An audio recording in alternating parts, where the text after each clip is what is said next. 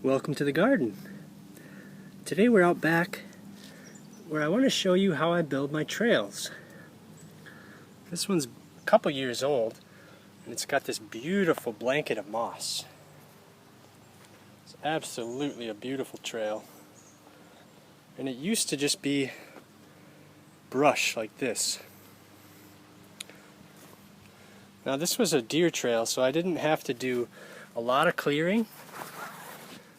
But once you've cut the bigger pieces, you're gonna have a lot of these roots, really low roots sticking out. So you definitely want to pull those out. So you grab your shovel and dig all these out. This is just an example. This trail is already finished, but just to show you how I build it, I've re-added some soil here along the gradient of this hill, and it's really easy to start a new trail. You really just want a level area about 1 foot wide. So what you want to do is start on the uphill side and carve out a section and then distribute it on the downhill side. So what we're doing is just flattening the high points and building up the low points.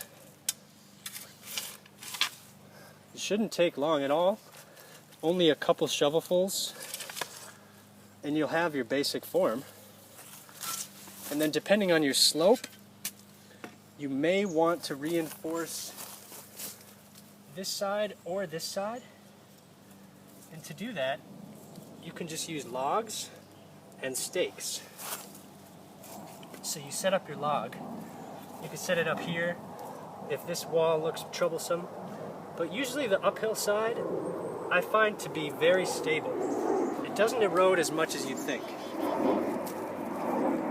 The downhill side though tends to erode a bit because as you're walking, you're likely to step on this berm and the soil could slip away. Not too likely on the uphill side. So we're going to reinforce this here just with some stakes. It doesn't have to be fancy and it doesn't have to hold back an elephant. There we go. So now this is strong enough at least to hold your weight back. So then you just flatten it out as you like. And I've done this along this whole trail. In the first year, it's going to be pretty bare. You can see just a lot of exposed dirt. But the sides here have already started to accumulate moss, and the grasses and things will hold back erosion quite well. So then after a couple years, you get this beautiful, natural looking trail system. And all this moss is so soft and it just looks amazing. So to maintain it, I use this weed whacking tool and I go along and whack back any weeds. This is probably one of my favorite gardening tools. And then whack uphill and down. Otherwise this will just turn back into woods. But by weeding and whacking like this, you actually create a brand new ecosystem. All these low plants and all these mosses wouldn't be here if I didn't make this trail.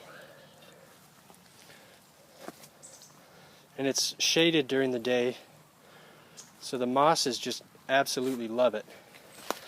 And here's an example of a great barrier. I've used a really long log here and just staked it in every couple feet. And the mosses are already growing on it. It just looks wonderful and it's entirely functional.